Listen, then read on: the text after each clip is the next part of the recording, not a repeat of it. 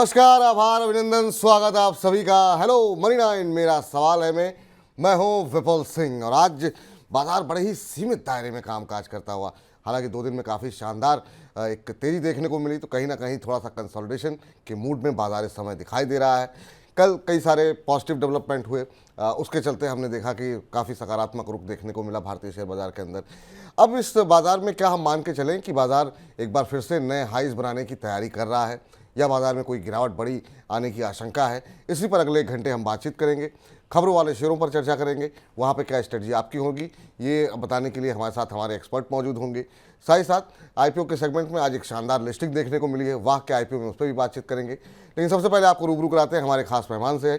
हमारे साथ technical analyst मौजूद हैं, चार्ट्स पर बाजार को देखते हैं, नितलेश पावस्कर जी। नितलेश जी, बहुत बहुत स्वागत है सर आपका आज के इस कार्यक्रम में शामिल होने के लिए। पिछले 2 दिन में सर हमने देखा किस तरीके की रैली देखने को मिली। इजराइल हमास युद्ध के बावजूद बाजार झुकने को तैयार नहीं है। कल सीएलएसए की तरफ से भारत को अपग्रेड किया गया।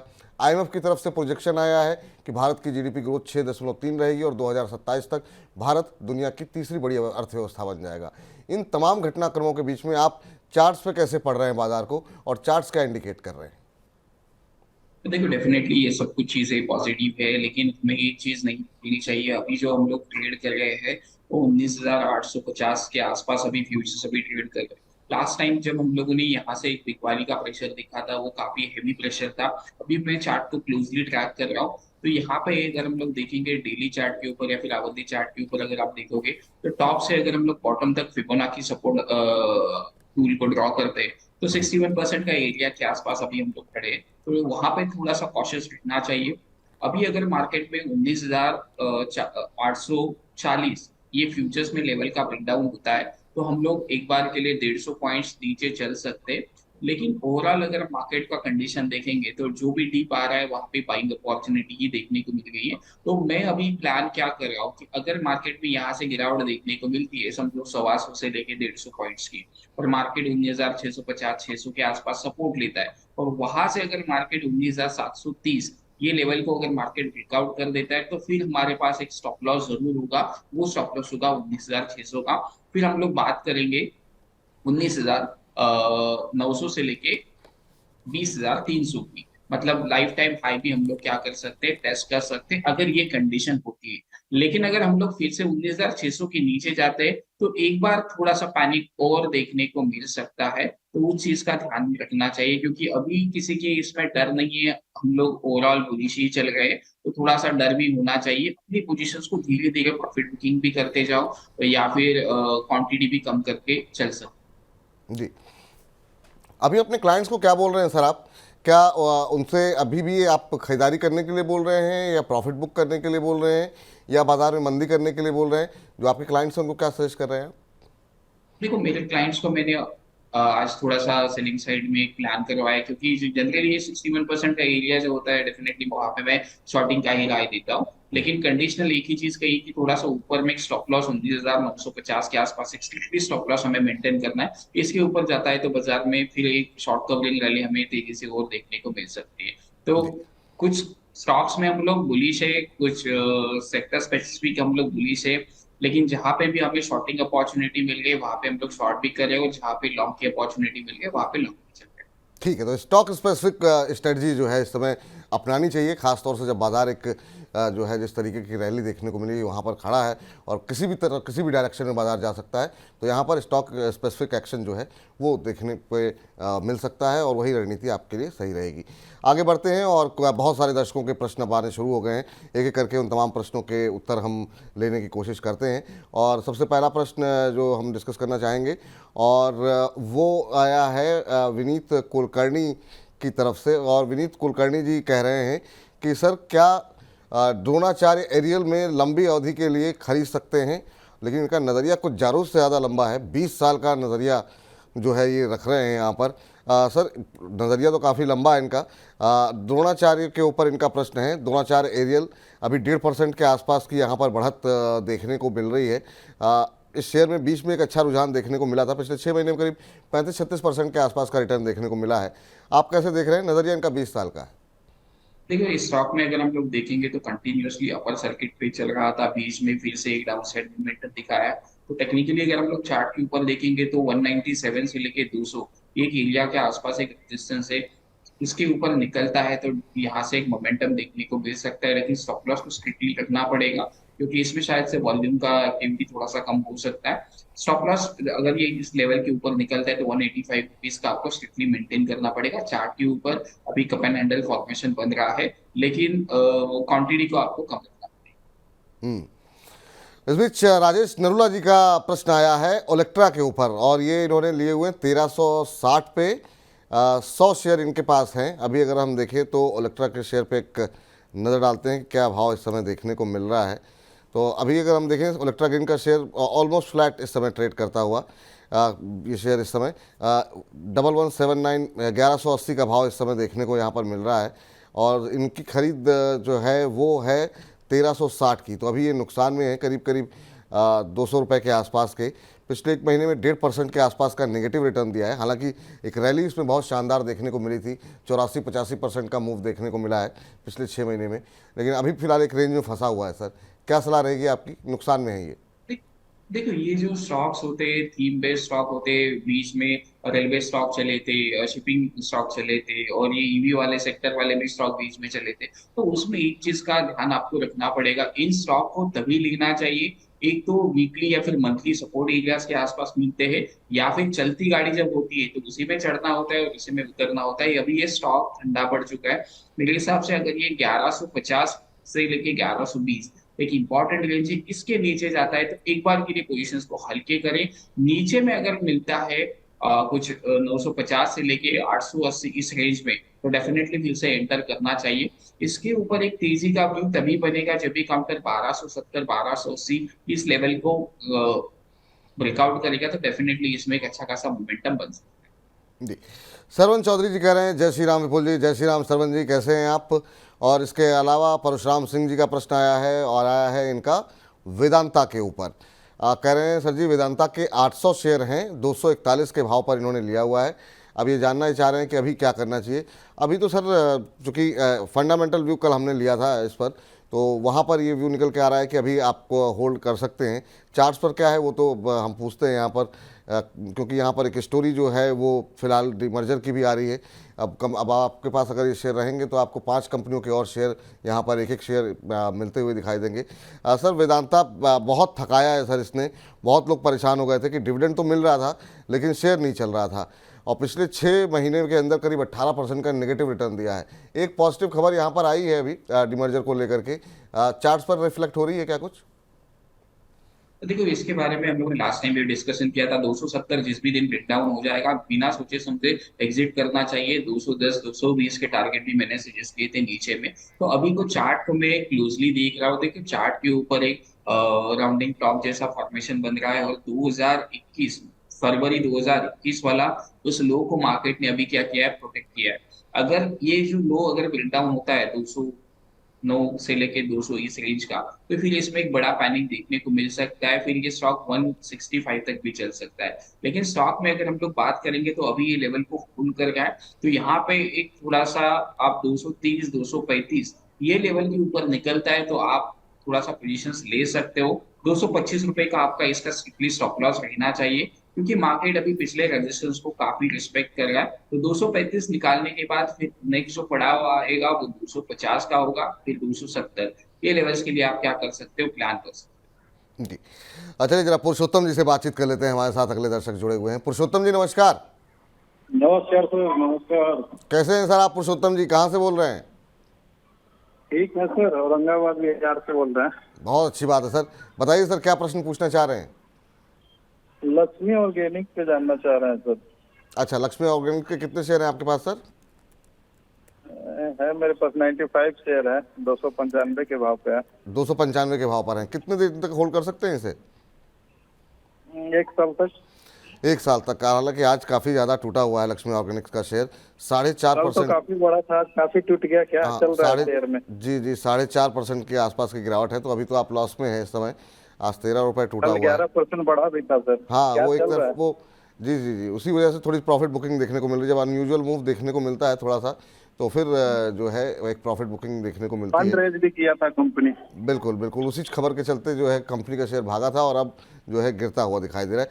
पिछले 6 महीने में हालांकि अगर हम देखें तो बहुत अंडर परफॉर्म किया है, मात्र 10% के आसपास ये शेयर चला है। पिछले एक साल में 12-13% का नेगेटिव रिटर्न यहाँ पर आते हुए दिखाई दिया है। सर, क्या सलाह रहेगी आपकी? लक्ष्मी ऑर्गेनिक अभी होल्ड करना चाहिए इनको? 7-8 रुपये के नुकसान पे है अभी। देखो मैं यहाँ पे इनको एक स्टॉप लॉस दूंगा 280 रुपीज का। 280 रुपीज के नीचे जाएगा तो एक बार के लिए पोजीशंस को हल्के कर लेना, और अगर समझो 300 रुपए के ऊपर सस्टेन होता है तो डेफिनेटली फिर से री एंटर करना 280 के ही स्टॉप लॉस के साथ। फिर ये स्टॉक रुकेगा नहीं, मेरे हिसाब से इस स्टॉक में 370 से लेके 380 लेवल्स भी क्या कर सकता है, दिखा सकता है। 280 का मैं स्टॉप लॉस क्यों कह रहा हूँ, क्योंकि कल जो एक बड़ी कैंडल बनी थी उसके बाद मार्केट में फॉलो बाइंग नहीं आया। तो जब भी ऐसा ग्रीन कैंडल बनता है और उसके बाद फॉलो बाइंग अगर नहीं आता है तो वहां पे थोड़ा सा कॉशियस रहना जरूरी होता है। तो 280 आपके लिए स्टॉप लॉस होगा। 300 के ऊपर तेज होगा, चाहिए तो आप थोड़ा सा क्वांटिटी और ले सकते हो, क्योंकि इसमें एक मोमेंटम अच्छा खासा देखने को मिल सकता है। ठीक। इस बीच अगले दर्शक संजय सिंह जी हमारे साथ जुड़ चुके हैं। संजय जी नमस्कार। नमस्कार नमस्कार सर। सर नमस्कार, कैसे हैं आप संजय जी? हाँ बिल्कुल बिल्कुल अच्छा है सर। राय लेनी थी जीएमआर पावर पे 30,000 है, 33 रुपए 19 पैसे के रेट पे। GMR power? जीएमआर पावर जी सर, काफी करेक्ट होके आया है तो सोचे हमने ले। किस रेट पे लिया सर आपने जीएमआर पावर? जीएमआर पावर है सर। हाँ हाँ, किस भाव पे लिया है सर आपने? 33 रुपया 19 पैसा। 33 रुपये 19 पैसे पे। चलिए, कितने समय तक होल्ड कर सकते हैं इसे आप? 6 महीना। चलिए 6 महीना, तो अभी तो आपको 1-2 रुपये तो मिल रहे हैं अभी अभी, तो 50-60 हज़ार रुपये का प्रॉफिट तो अभी हो रहा है, क्योंकि 35 रुपये 10 पैसे का भाव अभी देखने को मिल रहा है। 4% की तेज़ी आज इंट्राडे लेवल पे देखने को मिल रही है। अब पूछते हैं यहाँ पर अभी आपको क्या भाव देखने को मिल सकते हैं आगे आने वाले दिनों में। सर, जीएमआर पावर के शेयर इन्होंने ले रखे हैं। शेयर में शानदार मूव देखने को मिला है। पिछले 6 महीने में 100% से ज़्यादा का रिटर्न दिया है। अभी इनको 2 रुपये मिल रहे हैं। क्या टारगेट के लिए इनको बने रहना चाहिए या फिर एक बार के लिए निकलना चाहिए? क्या स्ट्रेटजी रहेगी आपकी? देखिए स्टॉक में अगर हम लोग देखेंगे तो ऊपर में 37 जब तक क्रॉस नहीं होता है तब तक मेरे हिसाब से एक अप मूवमेंट स्टार्ट नहीं होगा। 37 के बाद थोड़ा सा अपसाइड मोमेंटम फिर आपको देखने को मिल सकता है 42-43 के आसपास। तो मेरी एक सलाह होगी यहाँ पे थोड़ा सा 50% क्वांटिटी को बुक कर लेना।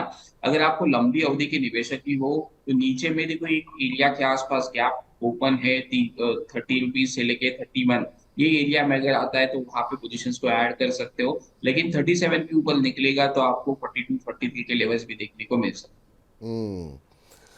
चलिए, तो उम्मीद करते हैं आपको आपके प्रश्न का उत्तर मिल गया होगा। इस बीच पवन मीणा जी का प्रश्न आया है और पवन मीणा जी जानना चाह रहे हैं वीबीएल के बारे में, जो कि इनके पास 180 शेयर हैं, 515 पे इन्होंने ले रखे हैं। ये जानना चाहते हैं कि 3-4 साल तक का इनका नज़रिया है। अलवर राजस्थान से हैं पवन मीणा जी, और कह रहे हैं क्या इसमें और भी ऐड किया जा सकता है? अभी अगर ज़रा वीबीएल इंडस्ट्रीज़ के शेयर पे अगर हम नज़र डालें तो अभी जो भाव देखने को मिल रहा है वरुण बेवरेज पे, वो 922 रुपये के आसपास ये शेयर अभी ट्रेड करता हुआ चल रहा है, और इनके पास 515 के हैं। तो काफ़ी इनको अच्छा खासा रिटर्न यहाँ पर मिलता हुआ दिखाई दे रहा है। सर, आप कैसे देख रहे हैं वरुण बेवरेज को? आधे % की मजबूती आज देखने को मिल रही है। इनकी खरीद से काफ़ी अच्छा भाव है, लेकिन ये और ऐड करना चाह रहे हैं, तो क्या ऐड करना चाहिए? 3-4 साल का नज़रिया है। देखो स्टॉक में अपट्रेंड अभी भी बना हुआ है, स्टॉक में अभी तक के लिए कुछ पैनिक सिचुएशन नहीं है, लेकिन लोअर लेवल से एक ट्रेंड लाइन है और 900 रुपए के आसपास सपोर्ट है। इसको अगर ये मार्केट ब्रेक डाउन कर देता है तो 820 830 ये लेवल के आसपास स्टॉक आ सकता है। अगर चाहिए तो आप थोड़ा सा एक व्यू बना के चल सकते हो। अगर आपको ऐड करना ही है तो 820 से लेके 780 ये रेंज में अगर आता है तो यहाँ पे आप अपनी पोजीशंस को क्या कर सकते हो, ऐड कर सकते हो। लास्ट टाइम भी हम लोगों ने जब कुछ शो किया था आईटीसी के बारे में डिस्कशन कर रहे थे, 490 के आसपास ट्रेंड कर रहा था, तो मैंने एक क्लियर कट कहा था कि आईटीसी ये लेवल लेने का नहीं है, 430 से लेके 400 ये रेंज उसका बेस्ट बाइंग रेंज है। तो वहीं पे आके मार्केट ने यहाँ पे क्या किया है, सपोर्ट किया है। तो वैसे ही मुझे लग रहा है कि 780 से लेके 820 ये लेवल काफी इंपॉर्टेंट होगा, क्योंकि अभी आप प्रॉफिट में हो और क्वांटिटी ऐड करोगे और वहीं पे मार्केट ने अगर ट्रेंड लाइन ब्रेकडाउन दे दिया तो शायद आपका एवरेज बिगड़ सकता है और यहाँ पे आपको थोड़ा सा आप पैनिक में निकल सकते हो। तो वेट करें, नीचे लेवल में लेने की कोशिश करें। जी, मोहित जी कह रहे हैं कि आपने मेरा सवाल नहीं लिया और इनका सवाल ये था कि 100 रुपये के नीचे के अच्छे शेयर जानना चाहते हैं। वो सर अभी हमारा एक सेगमेंट आता है चुन चुन के, तो आज 100 रुपये से नीचे का शेयर रहेगा कि नहीं ये तो मुझे भी नहीं पता है, क्योंकि वो नितेश जी बताएंगे। लेकिन मैं उनसे उस समय एक सवाल कर लूँगा कि कुछ शेयर अगर वो ऐसे बता सकें जो सस्ते हों और जहाँ पे इनको तेज़ी की संभावनाएं लग रही हों। तो आप बने रहिए कार्यक्रम के आखिरी हिस्से तक, तो निश्चित रूप से डिस्कशन हम इस पर करेंगे। इस बीच अगले दर्शक का प्रश्न ले लेते हैं, और हमारे पास ये प्रश्न पूछा गया था, एक सेकेंड, मोहित यादव जी का प्रश्न हो गया है, और ITI लिमिटेड को लेकर के भी एक प्रश्न आया है। और उससे पहले सर मनबोध कुमार मिश्रा जी का प्रश्न है PNC इंफ्राटेक को लेकर के और NCC को लेकर के। कह रहे हैं कि इनमें से किसी एक स्टॉक में इन्वेस्ट करना चाहता हूं 12 से 18 महीने के लिए। तो एक तो ये PNC इंफ्राटेक इन्होंने आइडेंटिफाई किया है, और दूसरा NCC, ये 18 महीने के लिए, 1.5 साल के लिए पैसे लगाना चाह रहे हैं PNC इंफ्रा में। अभी 372 रुपये के आसपास चल रहा है PNC इंफ्रा का शेयर। 3-3.5% के आसपास की रैली हमने देखी है कि एक महीने में देखने को मिली है। पिछले 6 महीने में करीब 30% का रिटर्न यहाँ पर देखने को मिला है। क्या 1-1.5 साल के लिए लिया जा सकता है PNC इंफ्रा? मैं थोड़ा सा एनसीसी के साथ जाना पसंद करूंगा। अगर मार्केट में अगर हम लोग देखेंगे तो वीकली चार्ट के ऊपर बड़े कंसोलिडेशन के बाद यहाँ पे ब्रेकआउट देखने को मिला है। वीकली मंथली चार्ट काफी पॉजिटिव है, लेकिन थोड़ा सा गिरावट अगर आती है स्टॉक में 138 से लेके 140 इस रेंज में एक्यूमुलेट किया जा सकता है, तो बढ़िया रेंज आपको देखने को मिल सकती है। तो डेफिनेटली लोअर लेवल के ऊपर ऐड करना चाहिए। इसमें मेरे हिसाब से लग रहा है कि थोड़ा सा और मूवमेंट बाकी है। जिस भी दिन ये स्टॉक 230 240 इस रेंज के ऊपर निकलेगा तो बड़ा एक री रेटिंग स्टॉक में देखने को मिल सकता है। जैसे हम लोग कई बार REC PFC के बारे में बातें करते थे, जब भी ये 170 180 ये लेवल को काटेगा तो स्टॉक एक बड़ा पोटेंशियल है। तो वही स्टॉक में NCC के मुझे चार्ट पैटर्न बता रहा है जी। इस बीच अगले दर्शक हमारे साथ शिवांग पाठक हैं, यूट्यूब के माध्यम से इन्होंने प्रश्न भेजा है हमें, और कह रहे हैं कि क्या आवास फाइनेंशियल्स पे अभी क्या एंट्री ली जा सकती है। उनका मेरा लंबी अवधि का नज़रिया है, 4 साल तक मैं होल्ड कर सकता हूं। अभी तक मैंने कोई भी जो है शेयर नहीं खरीदे हैं। आवास फाइनेंशियल में अभी एंट्री करना चाह रहे हैं सर, और 3-4 साल के नज़रिए के साथ आप क्या सलाह देंगे पाठक जी को? देखो यहाँ पे आप थोड़ा सा वेट कर लेना। चार्ट का स्ट्रक्चर अभी धीरे धीरे पॉजिटिव हो रहा है, लेकिन थोड़ा सा मार्केट का मूड और माहौल देख के हम लोग वेट करेंगे। जब तक ये काउंटर 1780 1800 ये लेवल के ऊपर सस्टेन नहीं होता है तब तक थोड़ा सा बाइंग अवॉइड करें। क्योंकि मैं वीकली चार्ट को फॉलो कर रहा हूँ, वीकली चार्ट के ऊपर एक ट्रेंड लाइन बन रहा है, और यहाँ पे वीकली चार्ट में भी एक शूटिंग स्टार जैसा कैंडल फॉर्म हो रहा है। तो इसके नीचे जाएगा 1700 के नीचे, थोड़ा सा लोअर लेवल आपको देखने को मिल सकते हैं। तो अभी के लिए बाइंग को अवॉइड करें। 1780 के ऊपर निकलता है तो 1720 के स्टॉप लॉस के साथ यहाँ पे आप पोजीशंस बना सकते हो। फिर स्टॉक में 2250 से लेके 2300 ये रेंज भी आपको देखने को मिलेगा। ठीक, तो पाठक जी अब मुझे लगता है आपकी नाराज़गी दूर हो गई होगी। आपका प्रश्न जो है वो डिस्कशन में आ चुका है। जो सलाह आपको दी गई है उसको आप फॉलो कर सकते हैं। इस बीच राजन सिंह जी का प्रश्न ले लेते हैं। राजन जी कह रहे हैं कि इन्होंने 100 शेयर लिए हुए हैं सर ITI के, और लॉन्ग टर्म का इनका व्यू है। कह रहे हैं कि वो आपका व्यू जानना चाहते हैं कि अभी यहाँ पे क्या करना चाहिए। 187 पे इन्होंने लिए हुए हैं। अभी ज़रा ITI के शेयर पे नज़र डालें तो ये जो भाव यहाँ पर देखने को मिल रहा है अभी 226 के आसपास चल रहा है। शानदार मूव देखने को मिला है सर। हाल फिलहाल में कई सारे ऑर्डर की भी खबरें आई थी, लगातार खबरों में भी बना हुआ है शेयर। पिछले एक महीने में ही अगर हम देखें तो करीब 35% के आसपास का मूव यहाँ ऑलरेडी आ चुका है, और पिछले अगर 6 महीने की बात करें तो ये 150% के आसपास का रिटर्न यहाँ पर आता हुआ दिखाई दिया है। चार्ट पर हमारे दर्शक देख रहे होंगे कितना शानदार मूव यहाँ पर देखने को मिला है। आपकी सलाह क्या रहेगी सर ITI को लेकर के? अभी जो है इनको उन्होंने 187 पर लिए 100 शेयर, अभी जो है 226 पर है। कहाँ प्रॉफिट बुक करना चाहिए इन्हें? देखो यहाँ पे मेरे हिसाब से एक बार के लिए प्रॉफिट बुक करना चाहिए। लास्ट 3 दिन से स्टॉक एक ही रेंज में खड़ा है। एटलीस्ट 50% क्वांटिटी यहाँ पे बुक कर लो, और बाकी का क्वांटिटी का 207 रुपए का स्ट्रिक्टली स्टॉप लॉस मेंटेन करना। अगर समझो किस गिरावट की वजह से स्टॉक 170 से लेके 160 ये रेंज में मिलता है, तो डेफिनेटली यहाँ पे स्टॉक में एक्यूमुलेशन करना चाहिए। क्योंकि यहाँ से एक गैप जो पेंडिंग है, अगर वो गैप फील होता है तो मेरे हिसाब से फिर से स्टॉक ऊपर की चाल अच्छा खासा दिखा सकता है। तो अभी के लिए थोड़ा सा 50% बुक कर लेना। मैं आने वाले समय में बात कर रहा हूँ, क्योंकि हमेशा एक चीज होती है, जब लोग मार्केट गिरता है तो स्टॉक ढूंढने लगते हैं। तो यहाँ पे हमें क्या करना चाहिए, ऑलरेडी हमारी जो शॉपिंग लिस्ट है और उस लेवल के हिसाब से हमें क्या करना पड़ता है, प्लान करना पड़ता है। तो आईटीएम के लिए बेस्ट कैंडिडेट होगा, अगर मार्केट में किस कारण से फॉल आता है तो 160 की एरिया के आसपास, 170 की एरिया के आसपास बाइंग करनी।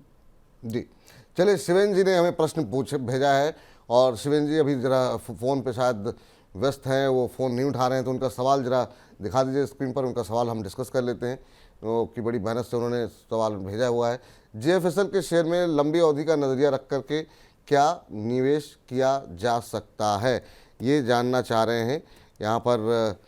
क्या कुछ किस लेवल पे 2000 शेयर 231 रुपये पे इन्होंने सुरेंद्र जी ने खरीदे हैं। पहले इनके पास 231 रुपये पे शेयर हैं, अभी ये और शेयर खरीदना चाह रहे हैं सर, और अभी 225 के आसपास चल रहा है। जियो फाइनेंशियल पे सर जब से लिस्टिंग हुई है सवाल बहुत आते हैं। ज़्यादातर लोग ऐसे हैं जो लॉन्ग टर्म रुकना चाहते हैं, और कुछ लोग ऐसे भी होते हैं जो शॉर्ट टर्म नज़रिया इनका है, वो टारगेट जानना चाहते हैं। तो इन दोनों तरह के निवेशकों के लिए जियो फाइनेंशियल पे आपकी राय क्या होगी? देखिए, स्टॉक में अगर हम लोग देखेंगे तो लिस्टिंग के बाद एक डाउनसाइड मोमेंटम, उसके बाद एक वी शेप रिकवरी हमें देखने को मिली। तो जनरली मैं ऐसी रिकवरी को ऊपर की साइड में डिस्ट्रीब्यूशन कहता हूँ, क्योंकि डिस्ट्रीब्यूशन क्यों, अगर हम लोग देखेंगे तो उसका जो लिस्टिंग डे था 266 267 का उसने हाई लगाया था, लोअर लेवल 200 रुपए के आसपास लगा के फिर उसने जो हाई बनाया 267। जनरली लोग टेक्निकल्स देखते हैं या फिर लेवल्स देखते हैं, वो पिछले स्विंग को काटने के बाद एक विकआउट को कंसिडर करते हैं, लेकिन मैं यहाँ पे ऐसी कुछ चीजें नहीं देखता हूँ। वहां पे ही मेरे हिसाब से थोड़ा सा डिस्ट्रीब्यूशन हो चुका है। तो जब तक ये स्टॉक, अभी एक चीज का ध्यान रखे, 240 रुपए 235 रुपए के ऊपर ये स्टॉक में एक अपसाइड मोमेंटम आएगा, या फिर स्टॉक 200 के लेवल को ब्रेक डाउन करके 180 185 ये लेवल तक आता है और उसके बाद 200 के ऊपर सस्टेन होता है, तो डेफिनेटली स्टॉक में बाय जाना पसंद करूंगा। 180 मेरा स्टॉप लॉस होगा, फिर ये लंबी अवधि का घोड़ा बन सकता है। चलिए अगले दर्शक का प्रश्न लेते हैं, और ये प्रश्न हमें भेजा गया है अनुज गुप्ता जी की तरफ से। अनुज वर्मा, माफ़ कीजिएगा, अनुज वर्मा जी की तरफ से। कह रहे हैं सर मैंने पीसीबीएल के 500 शेयर लिए हुए हैं, 150 के भाव पर लिए हुए हैं, अभी होल्ड करें या फिर अभी निकल जाएं, प्लीज़ सजेस्ट मी। तो पीसीबीएल का शेयर इन्होंने लिया हुआ है 150 के भाव पर, अब 206 207 का भाव देखने को मिल रहा है। आज शानदार मूव है, 5% से ज़्यादा की तेज़ी यहाँ पर देखने को मिल रही है, नए हाइज बनते हुए दिखाई दे रहे हैं सर यहाँ पर भी काफ़ी शानदार मूव देखने को मिला है। पिछले 6 महीने में 77% का रिटर्न दिया है शेयर के ने। अभी क्या करना चाहिए सर, कहाँ इनको प्रॉफिट बुक करना चाहिए अच्छे खासे प्रॉफिट में? सर एक बार स्टॉक का नाम बताओगे? जी, पीसीबीएल लिमिटेड, और अभी 206 207 के आसपास ये ट्रेड करता हुआ। पिछले अगर हम देखें तो आज 5% से ज़्यादा की मजबूती यहाँ पर देखने को मिल रही है। 6 महीने में 70% से ज़्यादा का रिटर्न दिया है। शेयर मिला क्या सर? डेफिनेटली होल्ड करना चाहिए स्टॉक को, अपसाइड मोमेंटम कंटिन्यू है। तो जब तक ये काउंटर 195 के नीचे नहीं जाता है तब तक डरने की बात नहीं है। लेकिन एक चीज का ध्यान रखिए, क्वांटिटी अभी के लिए ऐड मत करना, ट्रेडिंग बेसिस का स्टॉप लॉस लगा के आप पोजीशंस को होल्ड कर सकते हैं। जी, चलिए अब जरा मोहित जी हमारे साथ जुड़ चुके हैं अपना प्रश्न पूछने के लिए। मोहित जी नमस्कार। हाँ जी नमस्कार जी, क्या हाल है? हम बहुत अच्छे हैं मोहित जी, आप बताइए कैसे हैं, कहाँ से बोल रहे हैं? बढ़िया, लुधियाना से बोल रहा हूँ। लुधियाना से बोल रहे हैं, चलिए बहुत अच्छी बात है। बताइए मोहित जी क्या प्रश्न है आपका?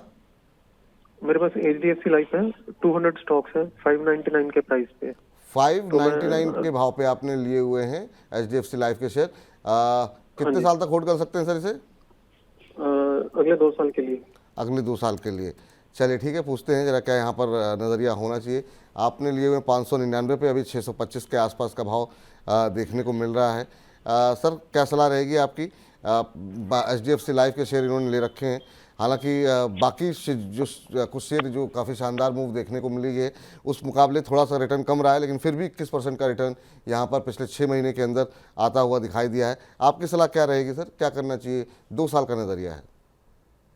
तो एचडीएफसी ग्रुप में थोड़ा सा मुझे लग रहा है कि कुछ ना कुछ चीजें जो है वो चार्ट्स के ऊपर रिफ्लेक्ट नहीं हो रही। एचडीएफसी बैंक भी परफॉर्म नहीं कर रहा है, एचडीएफसी एमसीज भी परफॉर्म नहीं कर रहा है, एचडीएफसी लाइफ भी अभी के लिए परफॉर्म नहीं कर रहे हैं। तो इस चीज का ध्यान रखें, अगर ये काउंटर 610 615 इसके नीचे क्लोजिंग दे देता है तो एक बार के लिए पोजीशंस को हल्के कर लेना। क्योंकि अगर हम लोग देखेंगे तो डेली चार्ट के ऊपर डबल टॉप का फॉर्मेशन बन रहा है। 610 से लेके 615 इस लेवल का इंपॉर्टेंस क्यों है कि 4 फरवरी 2022 के बाद इसने कंफर्टेबली बार-बार रेजिस्टेंस लेकर इस लेवल के ऊपर क्लोजिंग दिया था। तो ये लेवल के नीचे जाता है तो एक बार के लिए पोजीशंस को हल्के कर लेना। 640 650 एक इंपॉर्टेंट रेजिस्टेंस है। इसके ऊपर अगर निकलता है तो कुछ ना करें, स्टॉक को बस होल्ड करें। चाहिए तो आप 640 के ऊपर ऐड कर सकते हो, सिर्फ 15-20 रुपए के स्टॉप लॉस के साथ, मतलब 620 रुपए के स्टॉप लॉस के साथ। फिर इस स्टॉक में एक अच्छा खासा अपसाइड मोमेंटम देखने को मिल सकता है। वहां पे जाके एक बार 700 का लेवल कैसे हैंडल करता है वो देखना पड़ेगा। 700 को भी अगर ब्रेकआउट दे देता है तो फिर ये स्टॉक रुकने वाला नहीं। इस बीच सुशील आनंद जी का प्रश्न आया है और कह रहे हैं कि सर आपने मेरा सवाल नहीं लिया और मैंने सबसे पहले सवाल भेजा था। सुशील जी क्षमा चाहते हैं लेकिन सवाल आपका बिल्कुल आज के कार्यक्रम में लिया जाएगा। महिंद्रा लाइफ स्पेस के ऊपर आपका प्रश्न है और ये इन्होंने 10 शेयर लिए हुए हैं 574 के भाव पर और कह रहे हैं कि मैं इसे लंबी अवधि तक जो है होल्ड कर सकता हूं अगर आपकी तरफ से सकारात्मक टिप्पणी रहती है तो। महिंद्रा लाइफ स्पेस डेवलपर्स अभी आज हम देख रहे हैं आधे % के आसपास की गिरावट देखने को मिल रही है, लेकिन हाँ पिछले कुछ दिनों में जहाँ पर बीच में एक अच्छी रैली देखने को मिली थी, कई सारी खबरें भी यहाँ पर निकल करके आई थी।